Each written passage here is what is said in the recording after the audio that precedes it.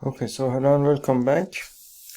So now we will basically continue with these BJT bipolar junction transistors, and now let's take a look at another circuit here.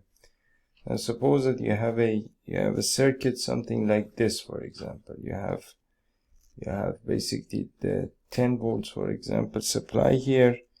You have a resistor over here that goes to a transistor, and it's an NPN transistor, and the collector of this transistor goes to through some resistor goes to the positive rail.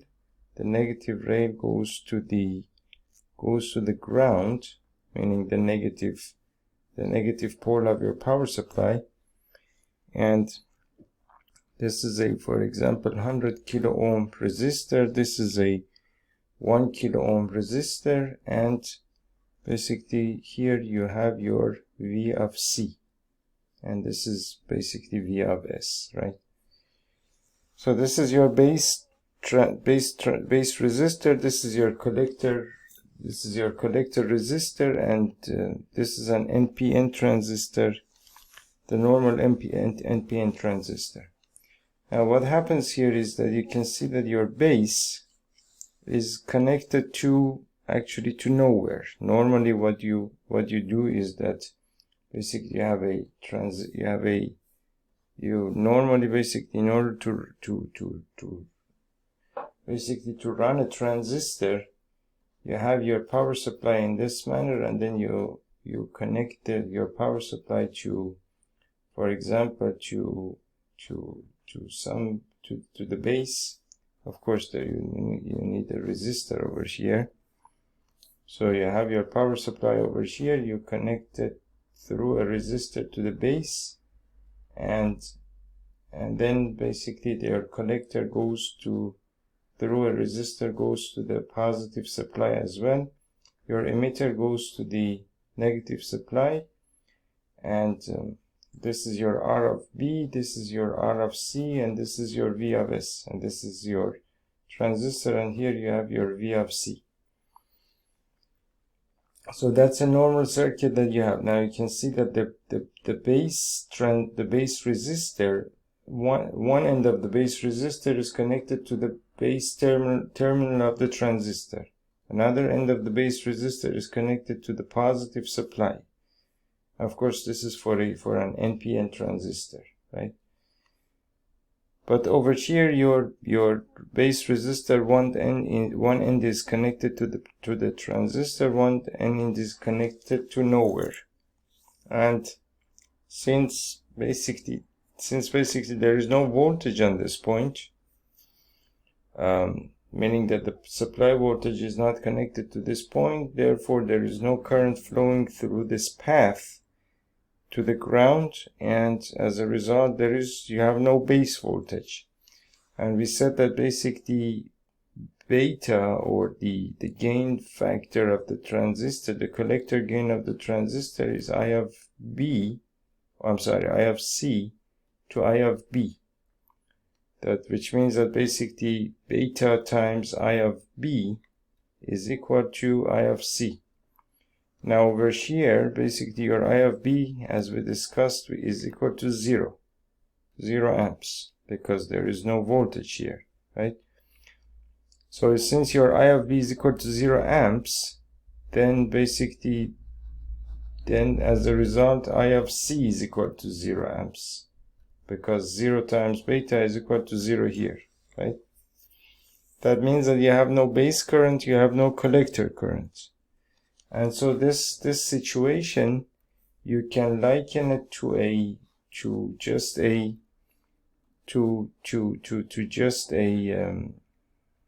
and since you have no current here, basically there is no voltage drop across any of these. There is no voltage drop here, and the whole, basically your whole supply voltage will basically eventually drop across this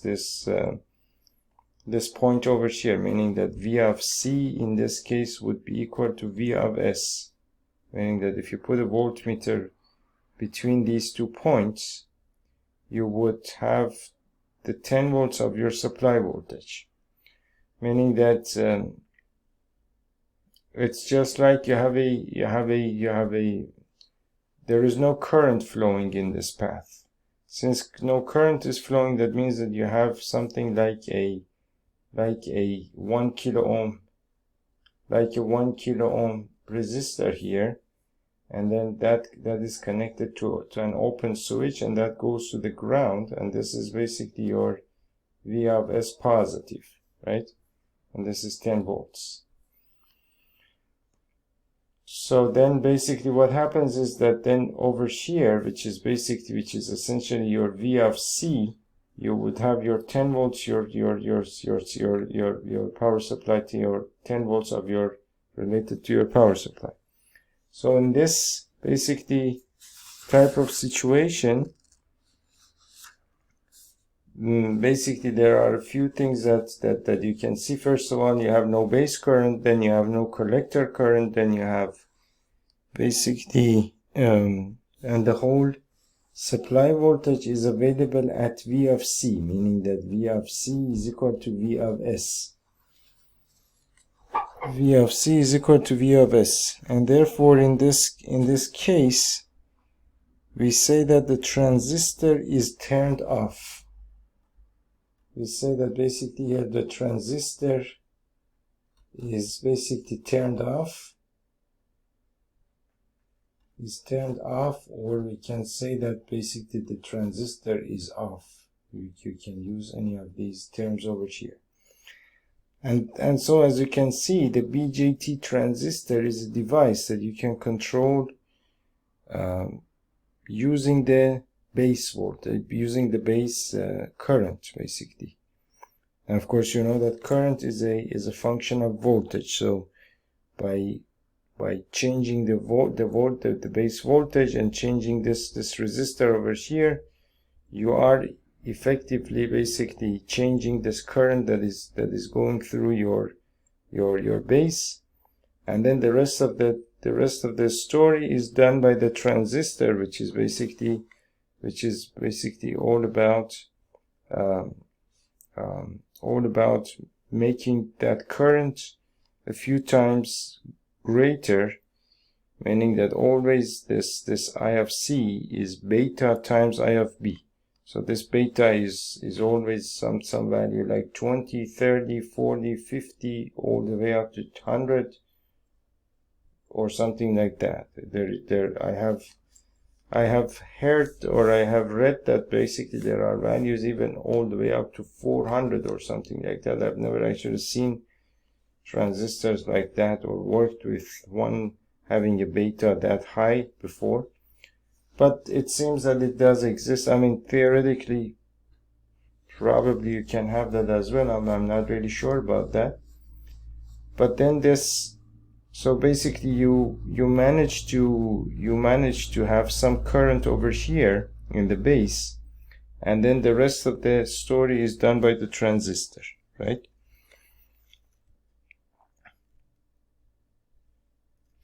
Now there is one important circuit. There is one important circuit that is used in. I mean, there is one important type of circuit that you can build with these transistors, which is used in AC, basically alternating current. You know that basically in AC, of course you have an AC wave, and it's a sinusoidal wave, and so on and so forth. The whole story you already know. Now, for example, in amplification, what you do is that, for example, a sound amplifier or any sort of amplifier, basically an amplifier is the kind of device that has an input. For example, AC comes in, and that AC is amplified, and then it goes out, meaning that, for example, you have some wave, for example, coming in like this, and then the the output would be, for example, something like this. For example, you can change the frequency, you can change the amplitude, you can do all kinds of things. Basically, you can use filters and all sorts of things, and then essentially you change the nature of the wave, and then send it at the output. You send it out, and then whatever it is that you want to do with that wave, you basically you manage to do that. And that sort of thing, of course, you can do with these transistors. So and so the input becomes your, basically in this type of circuit, the input becomes the input that comes into the base of your transistor, or basically the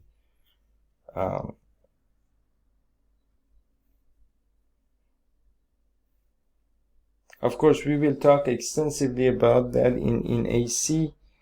I need to prepare basically the material, otherwise I would be talking about things that I'm not ready to talk about right now. So I will not talk about that right now.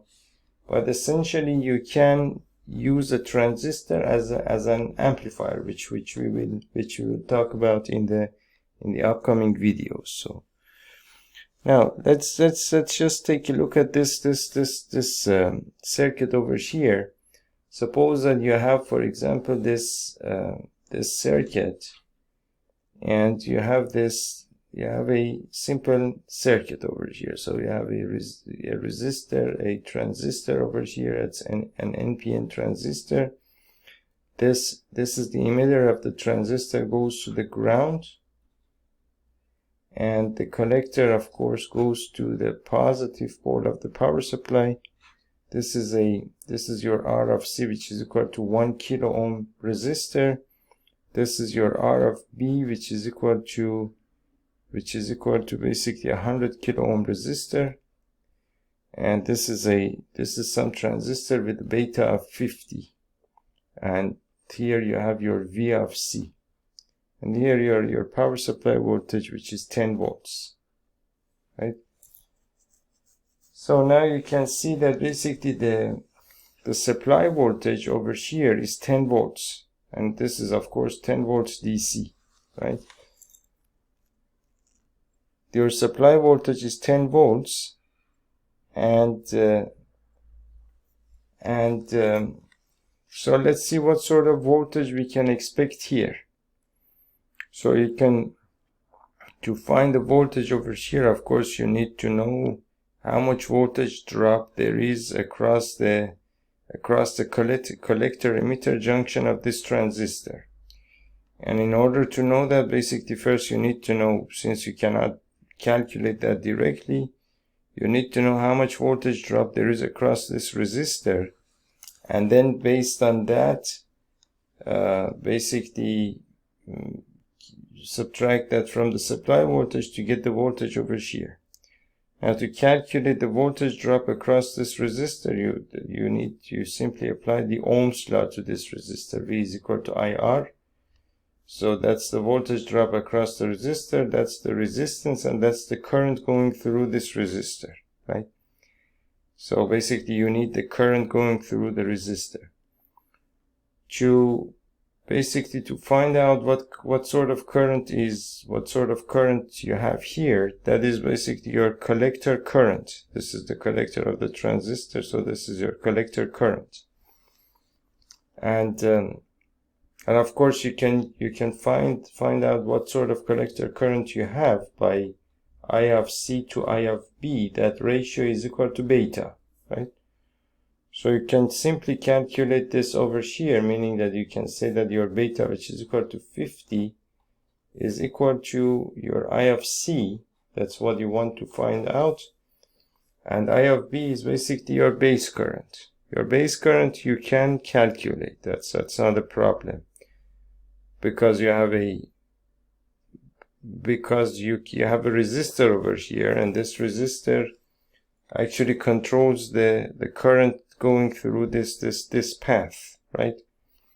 Meaning that so basically we have talked about this before. My supply voltage is 10 volts, right? And across the PN junction, across the base emitter junction of this transistor, there is of course a voltage drop of 0.7 volts because you're forward biasing this diode over here. That 0.7 volts, you can ignore it because your supply voltage is much larger compared to the voltage drop over here. We have already done some calculation here, and we know that we can actually forget about that because it's not really that important. So what that means is that then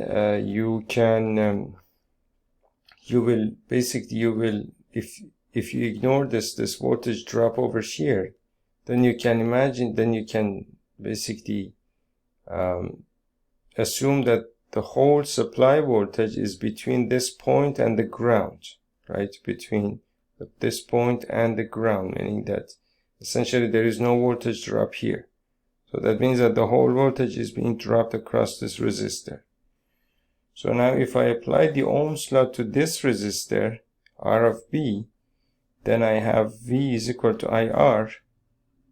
So the voltage drop across this resistor therefore becomes the supply voltage, which is 10 volts. 10 volts DC is equal to I, which is basically the current going through this resistor, times R, which is basically 100 kilo ohms. Right? So that means that I is equal to 10 volts to basically 100 into 10 raised to the power 3 ohms. And of course you know that volt to ohm is the same thing as amps. So then you can simplify this, right? That's 10 raised to the power negative 4 amps.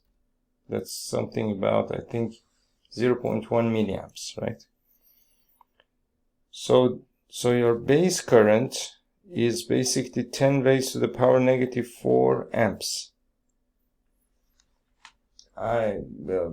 Usually in electronics you're not supposed to say 0.1 milliamp. I'm sorry, 10 raised to the power negative 4 amps. People, engineers don't do this sort of thing. They usually, electrical and electronics engineers, they use milliamps, they use amps, they use microamps, and that sort of thing. But it's confusing to me it's just not necessary to convert, and so I just don't convert these numbers. It's up to you. If you want to convert, then you can do whatever you want to do with these numbers, of course. So basically your base current is 10 raised to the power negative 4 amps. So I use this value over here, 10 raised to the power negative 4 amps. And therefore I of C, if you cross multiply here, you will get I of C is equal to basically 10 raised to the power negative 4 amps times basically 50. So that's the same thing as 50 into 10 raised to the power negative 4 amps. That's your I of C, right?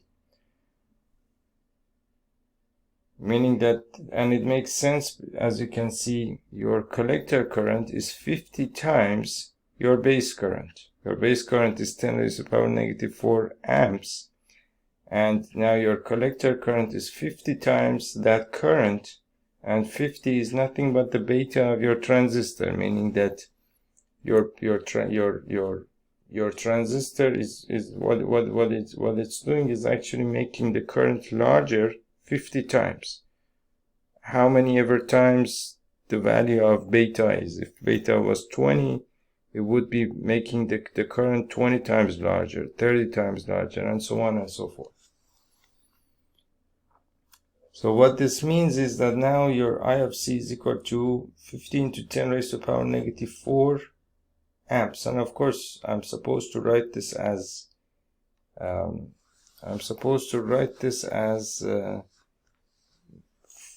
basically, technically I'm supposed to write this as basically 50 would be the same thing as 5 times 10.